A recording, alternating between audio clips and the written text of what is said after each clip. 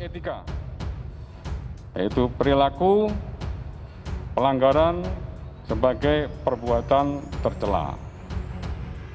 Yang berikutnya B, sanksi administrasi berupa penempatan khusus selama 23 hari, ya, di Paksusnya di Provos.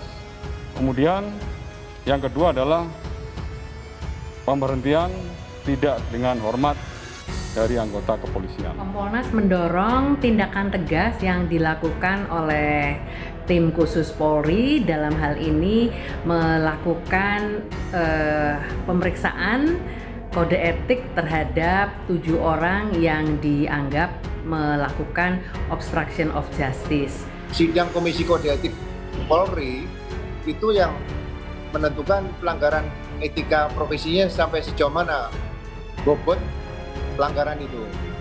Nah, kalau bobot pelanggaran cukup berat, nah itu Komisi Kode Etik yang menentukan atas nama lembaga, kemudian berdasarkan perintah dari surat perintah dari Kapolri untuk melaksanakan perintah Bapak Kapolri untuk membuat terang organisasi seterang-terangnya sehingga siapapun yang turut serta atau menyuruh melakukan itu akan terbuka. Tentunya memang kendala daripada upaya pembuktian adalah adanya barang bukti yang rusak atau dihilangkan hingga membuat waktu, membutuhkan waktu kita untuk melakukan penuntasan masalah. Kalau memang mereka melakukan kejahatan, yaitu obstruction of justice atau melanggar pasal 221 KUH pidana berupa menghalang-halangi penyidikan, menyembunyikan barang bukti atau merusak barang bukti, maka menurut saya itu sudah tepat apabila mereka itu dipidana, dijadikan tersangka. Satu lagi geng Sambo dipecat, Kombes Agus susul Ferdi Sambo, Kompol Cu dan Kompol Baikuni. Anggota polisi yang dipecat terus bertambah terkait kasus obstruction of justice atau menghalang-halangi pengusutan kasus kematian Brigadir J atau Nofriansah Yosua Huta Barat. Terbaru, Polri memecat mantan Kepala Detasemen Biro Pengamanan Internal Divisi Profesi dan Pengamanan Polri, Kombes Agus Nurpatria melalui sidang Komisi Kode Etik. Diketahui, tersangka kasus obstruction of justice berjumlah 7 orang, termasuk Kombes Agus. Adapun sidang Komisi Kode Etik Polri terhadap Kombes Agus digelar selama 2 hari, sejak Selasa 6 Agustus 2022 hingga Rabu 7 September 2022. Pada total 14 saksi yang dihadirkan dalam sidang itu, Dedi mengatakan Kombes Agus dinyatakan melakukan tindakan atau perbuatan tercela. Hasil putusan etik juga menyampaikan bahwa Kombes Agus diberi sanksi penempatan kasus selama 28 hari. Sudah 4 polisi dipecat.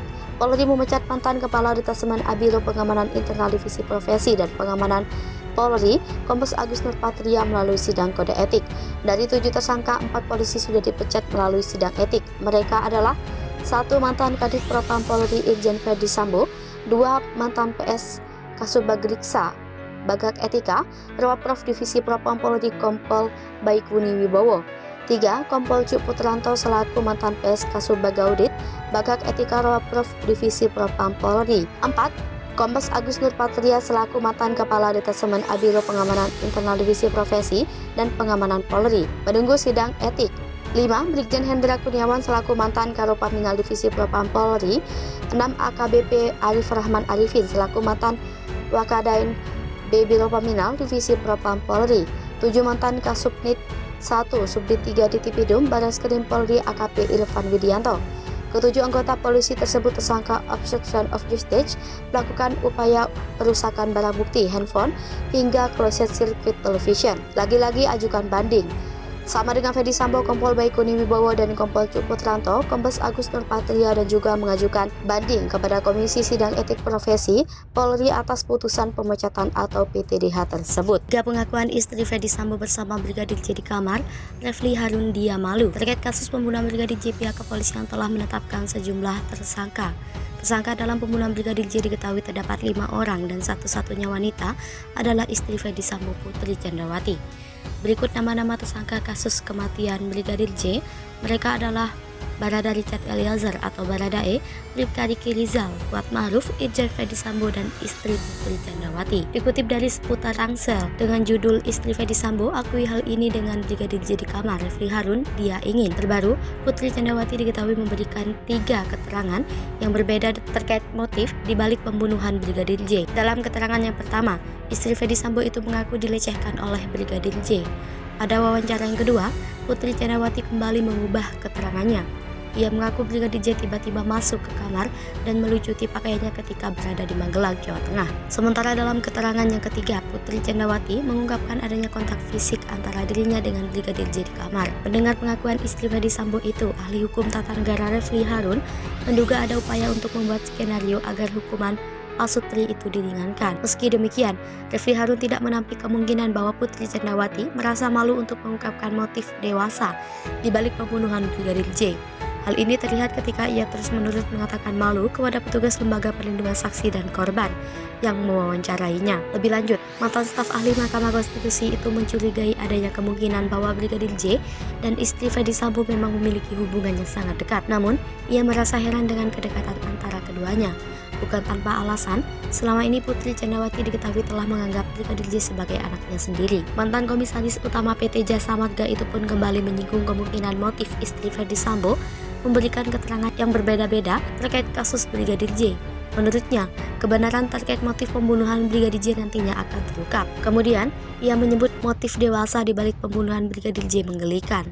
Fitnah Brigadir J berawal saat Ibu PC ketahuan ML dengan Kuat Ma'ruf di Magelang. Delipa ungkap motifnya. Delipa Yumara menyebut Kuat Ma'ruf dan Putri Candrawati sedang berhubungan badan, lalu ketahuan Brigadir Nofriansah Yosua Huta Barat alias Brigadir J di Magelang. Dugaan tindakan tak senonoh itu disebutnya berhasil diketahui Brigadir J, sehingga Kuat Ma'ruf dan Putri Candrawati menjadi panik. Delipa meyakini bahwa hal tersebut menjadi awal dari motif pembunuhan Brigadir J di rumah dinas ex-Kadif Propam Irjen Fedy Sambo. Delipa tidak ingin lagi mendengar bahwa motif pembunuhan berasal dari Brigadir J yang melecehkan Putri Candrawati. Menurutnya, Brigadir J sama sekali tidak melakukan tindakan pelecehan seksual terhadap Putri Candrawati, melainkan sopir pribadi keluarga Fedy Sambo yakni Kuat Ma'ruf yang main dengan PC. Kuat Ma'ruf disebut Delipa berada di dalam rumah di Magelang bersama Putri Candrawati dan bukan sedang ada di luar. Fedy Sambo juga dianggap Delipa bodoh karena sampai saat ini tidak tahu adanya hubungan terlarang antara istrinya dengan Kuat Ma'ruf. Selain itu, Delipa mengatakan bahwa Fedy Sambo juga tidak mengetahui hubungan terlarang itu karena Putri dan Kuat diyakini sama-sama saling pintar menyimpan rahasia. Sebelumnya, Delipa Yumara menyebut rekonstruksi ulang kasus pembunuhan Brigadir J melibatkan 1 saksi Tuhan dan 4 saksi setan. Meski memang dinyatakan benar menembak Brigadir J, tapi hal itu juga bukan sama sekali sebuah tindakan yang diinginkan Baradae. Terlebih Baradae juga memiliki hubungan pertemanan yang baik dengan Brigadir J semasa hidupnya. Delipa yakin Baradae merupakan satu-satunya saksi yang mau jujur dalam kasus ini karena dia bersaksi atas nama Tuhan.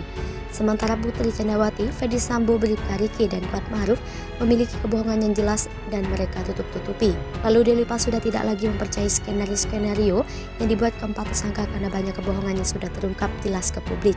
Pada saat rekonstruksi ulang berlangsung, Delipa mengatakan bahwa sudah tidak berarti lagi keterangan dari keempat saksi tersebut. Sementara itu, sebelumnya Baradae sejak awal disebut merasa curiga ada main belakang yang terjadi antara Kuat Ma'ruf dengan istri Fedy Sambo, Putri Candrawati. Kuat Ma'ruf yang merupakan sopir pribadi Fedy Sambo sekaligus asisten rumah tangga diduga pernah melakukan hal yang tak senonoh bersama istri Fedy Sambo.